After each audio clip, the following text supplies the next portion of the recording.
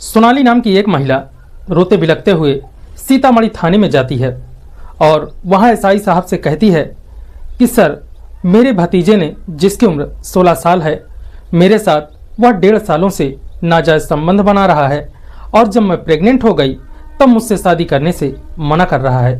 मुझे इंसाफ दिला दीजिए। दोस्तों, वह महिला पूरा दिन स्टेशन पर ही बैठी रहती है। जब वहां उसकी सुनवाई नहीं होती तब वह रोते बिलखते वह अपने गांव के ही मुखिया के पास जाती है और उस लड़के के घर के बाहर वह जोर जोर से चिल्लाने और रोने लगती है कि मुझे इंसाफ चाहिए, आपके लड़के ने मुझे प्रेग्नेंट किया है। दोस्तों, आइए जानते हैं इस पूरे घटनाक्रम को। दोस्तों, यह सच्ची घटना है। सीतामढ़ी के पास ही एक गांव है, उसी गांव की। दोस्तों, जब इस महिला की सुनवाई कहीं नहीं होती तब यह अपने गांव के ही मुखिया के पास जाती है और अपने गांव में ही पंचायत करती है और वहां फिर हाई वोल्टेज ड्रामा करती है और अपने सगे भतीजे से, जिसकी उम्र 16 साल होती है, उसी से शादी करने की जिद करती है और चीखती और चिल्लाती है। तो दोस्तों, आइए जानते हैं इस पूरे घटनाक्रम को। दोस्तों, यह सच्ची घटना है बिहार के सीतामढ़ी की, जहां पर एक सोनाली नाम की औरत, जिसकी उम्र 25 साल होती है, वह अपने पति के साथ और अपने सास ससुर के साथ अच्छा जीवन व्यापन कर रही होती है। दोस्तों, फिर इन लोगों के जीवन में किसी की नज़र लग जाती है और जो सोनाली का पति होता है उसकी मृत्यु 2022 में हो जाती है। दोस्तों, फिर सोनाली के अभी एक भी बच्चे नहीं होते क्योंकि इनकी नई नई शादी होती है और 1 साल के बाद ही इसके पति की 2022 में मृत्यु हो जाती है। सोनाली काफ़ी अकेली हो जाती है। इसके जो सास ससुर होते हैं वह काफ़ी वृद्धावस्था में होते हैं। इसके ससुर की उम्र 60 साल होती है और इसके सास की उम्र 50-55 के साल के लमसम होती है। दोस्तों, फिर किसी तरह से यह अपना जीवन व्यापन करने लगती है।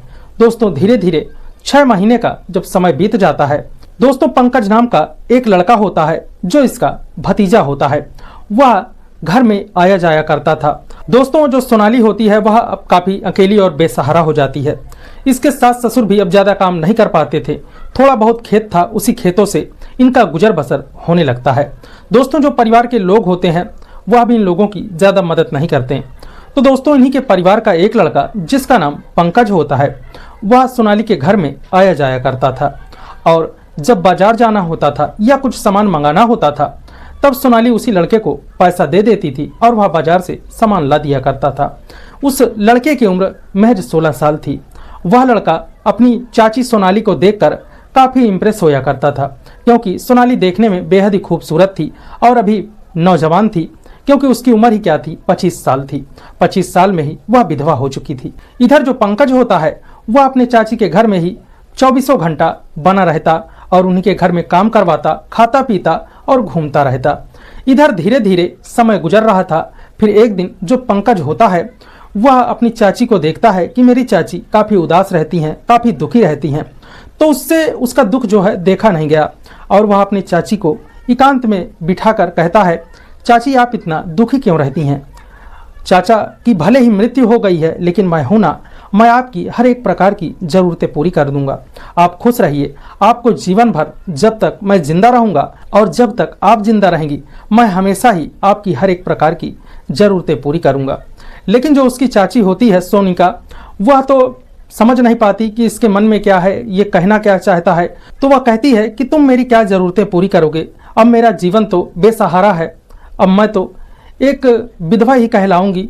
अब मुझे कोई सहारा देने वाला नहीं है। अब मेरी ज़िंदगी ऐसे ही कटेगी। अब मैं कर भी क्या सकती हूँ? दोस्तों, फिर जो पंकज होता है वह अपनी चाची से कहता है, चाची आप बुरा ना माने तो मैं आपसे बात कहता हूँ। तब जो उसकी चाची होती है वह कहती है, हाँ पंकज बोलो, मैं बुरा नहीं मानूंगी। तब जो पंकज होता है वह कहता है, चाची आप बहुत ही खूबसूरत हैं और मैं आपको पसंद करता हूँ। पंकज जो होता है वह अपनी चाची को प्रपोज करता है और कहता है, चाची मैं आपको काफ़ी पसंद करता हूँ और मैं आपसे शादी भी कर लूँगा। आपकी हर एक प्रकार की अब जितनी भी ज़रूरतें होंगी पूरी करूँगा और आपको अब चिंता करने की ज़रूरत नहीं है। ना ही आपको अब किसी के सामने हाथ फैलाने की ज़रूरत है और ना ही अब आप किसी के बारे में सोचेंगी। दोस्तों, इतने में ही उसकी चाची जो होती है वह मना भी करती है और उससे यह सब कहती है, यह गलत है। जब लोग जानेंगे तो हमारे बारे में क्या कहेंगे? तुम्हारी उम्र अभी छोटी है, मेरी उम्र 25 की है और तुम अभी 16-17 साल के हो। जब लोगों को इस बात का पता चलेगा तो वो लोग क्या सोचेंगे? दोस्तों वह मना कर देती है, लेकिन जो इसका भतीजा होता है यह अपनी चाची का पीछा नहीं छोड़ता। दोस्तों फिर एक दिन जो सोनालिका होती है वह अकेले ही रात में लेटी हुई होती है और पंकज रात में ही अपने चाची के पास जाता है और उसी के पास बैठकर दोस्तों उसके हाथ पकड़कर वह उसे उठाता है और दोस्तों वह उससे संबंध बनाने की जिद करता है और कहता है कि मैं आपसे बेहद ही प्यार करता हूं और मैं आपका साथ जीवन भर नहीं छोड़ूंगा और मैं आपसे शादी करूंगा, चाहे जो हो जाए, परेशान मत होइए, मैं आपका साथ कभी नहीं छोड़ूंगा। दोस्तों इधर जो सोनालिका होती है, अब इसके पति की मृत्यु को 1 साल हो गया था। अब ये भी कहीं ना कहीं अकेली थी, बेसहारा थी, इसको भी थोड़ी बहुत कुछ जरूरतें थी। दोस्तों फिर ये दोनों मदहोश होते हैं और एक दूसरे से अवैध संबंध स्थापित कर लेते हैं। दोस्तों इन लोगों का यह सिलसिला अब चल ही उठा था। अब जब भी इन्हें मौका मिलता या खेतों पर जाते तब वहां भी संबंध बनाते और घर पर जब इसके सास ससुर नहीं रहते तब उसके साथ संबंध बनाते। दोस्तों फिर एक दिन जो पंकज और सोनालिका होते हैं यह दोनों एक ही कमरे में बंद करके संबंध बना रहे होते हैं, तभी जो सोनालिका होती है उसकी सास आ जाती है और वह देखती है कि दरवाजा बंद है और दरवाजे के अंदर ये लोग क्या कर रहे हैं। दोस्तों वह दरवाजा जब खटखटाती है और देखती है कि अंदर तो मेरी बहू और ये पंकज क्या कर रहे हैं।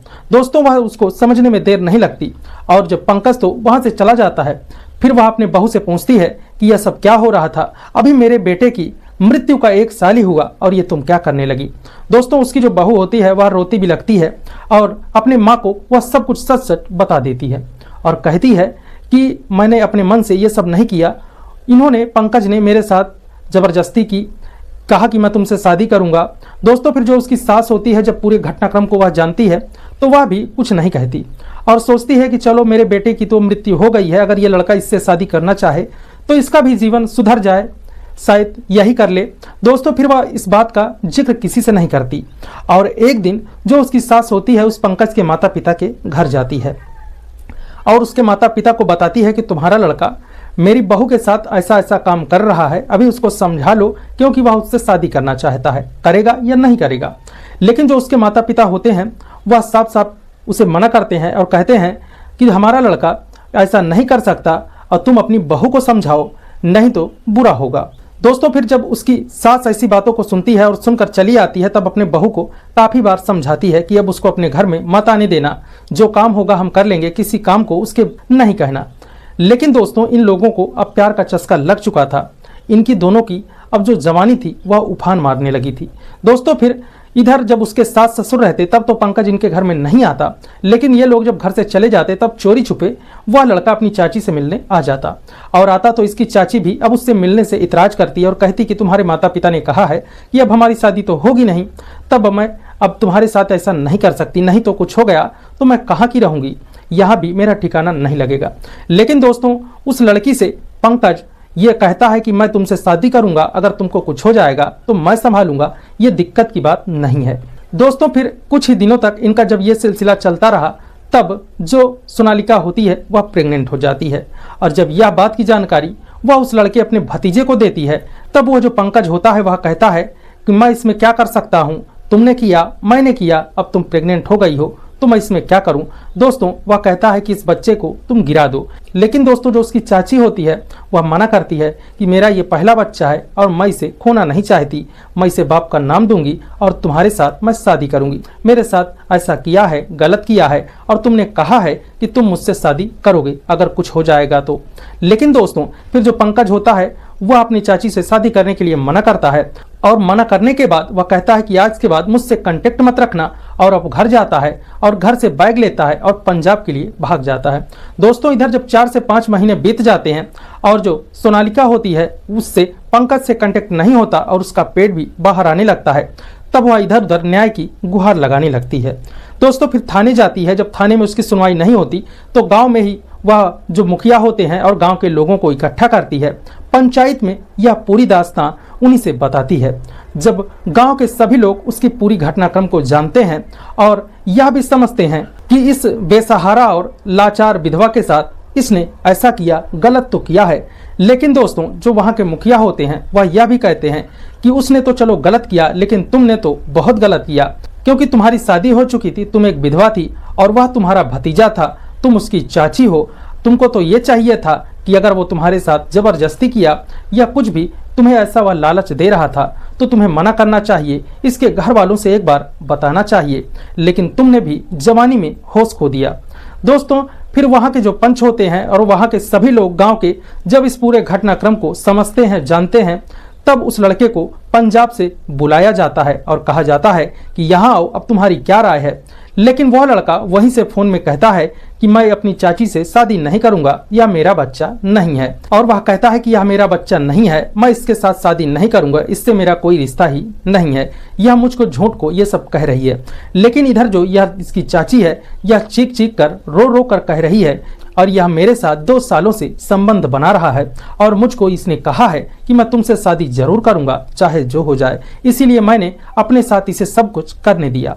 दोस्तों जब पूरे घटनाक्रम को दोनों पक्षों के लोग सुनते हैं तब यही निष्कर्ष निकालते हैं कि या तो वह लड़का आ जाए, उससे सही सही बात पूछी जाए, नहीं तो इसका यही निष्कर्ष निकालते हैं कि उस लड़के को भी बुलाया जाए और तुमको दोनों को सामने सामने ही दोनों को जब कराया जाएगा तभी इसकी जानकारी मिलेगी कि सच क्या है। लेकिन दोस्तों वह जो लड़की होती है वह तो चीख चीख कर यही कहती है कि आप चाहें तो मेरा चेकअप करा लें, मेरी जांच करवा लें, मेरा DNA टेस्ट करवा लें, मेरे पेट में जो बच्चा है वह इसी का है और यही लड़के के साथ मैंने संबंध बनाया और कई सालों से यह मेरे साथ प्रेम प्रसंग में है, नहीं तो मैं ऐसा नहीं करती। दोस्तों अभी भी वह लड़का पंजाब में है और आया नहीं। गांव के जो मुखिया थे उन्होंने कहा है कि बहुत ही जल्द तुम्हारा DNA टेस्ट करवाया जाएगा, अगर यह लड़का दोषी है तो तुम्हारी उसके साथ शादी करवा दी जाएगी। दोस्तों इस तरह की घटना बताने का उद्देश्य हमारा आपको परेशान करना नहीं है, न ही किसी की भावनाओं को ठेस पहुंचाना है। समाज में हो रही घटित इस तरह की घटनाओं के बारे में आपको बताना, जागरूक करना है, सचेत करना है कि आप भी जहां रहें सावधान रहें और इस तरह की घटना आप होने भी ना दें। क्योंकि दोस्तों समाज किस ओर जा रहा है, किस राह में जा रहा है, उसका कुछ ही पता नहीं है। हमारी जो नई पीढ़ी है अपने हवस के चलते इतने अंधे होते जा रहे हैं कि उन्हें भाई बहन और माँ बाप और अपने चाची और भतीजे के रिश्ते का ख्याल ही नहीं है कि वह कौन से रिश्ते के साथ क्या कर बैठे, कुछ ही पता नहीं है। चाहे वह छोटी उम्र का हो या फिर वह बड़ी उम्र का हो, दोनों को ही अब इस तरह के रिश्तों का लिहाज ही नहीं रहा। दोस्तों कुछ लड़के और कुछ औरतें लड़कियां भी इतने हवस में अंधे हो जाते हैं कि ऐसी ऐसी घटनाओं को अंजाम दे देते हैं जिसके बारे में कुछ कहना ही मुश्किल हो जाता है। तो दोस्तों इस पूरे घटनाक्रम को आपकी जो भी नजरिया हो, इनके बारे में आप जो भी कहना चाहें हमें जरूर बताइएगा। वीडियो पसंद आया हो प्लीज लाइक कीजिएगा, शेयर कीजिएगा। अगर आप चैनल पर नए हो तो प्लीज चैनल को सब्सक्राइब कर लीजिएगा। जय हिंद।